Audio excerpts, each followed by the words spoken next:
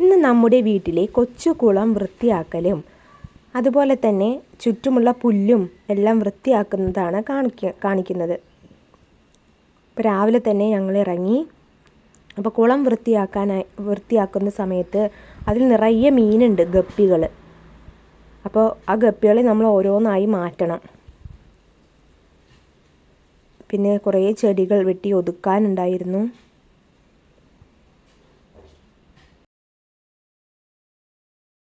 അപ്പം മഴ പെയ്തതോടുകൂടി നിറയെ പുല്ല് നിറഞ്ഞിട്ടുണ്ട്. അച്ഛനും മകളും കൂടിയാണ് മീൻപിടുത്തം. അതിൻ്റെ കൂടെ കുറേ തവളക്കുട്ടികളെയും വാൽമാക്രികളെയും കിട്ടുന്നുണ്ട്.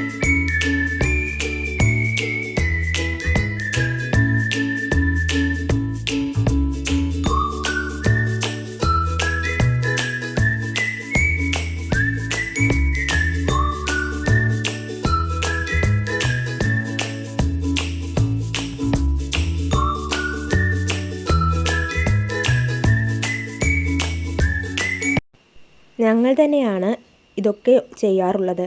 എല്ലാം ആസ്വദിച്ച് തന്നെയാണ് ചെയ്യാറുള്ളത്. അപ്പോൾ ഇത് 1-2 വർഷം കൂടുമ്പോഴാണ് ഇത്രയും നന്നായിട്ട് ഡീപ്പ് ക്ലീനാക്കി ചെയ്യേണ്ടതുള്ളൂ. ഫുൾ വെള്ളം മൊത്തം മാറ്റി പിന്നീട് വെള്ളം നിറച്ച് മീൻകുട്ടികളെയൊക്കെ അതിലോട്ട് വെച്ച് പിന്നീട് ആമ്പലുകൾ വയ്ക്കും.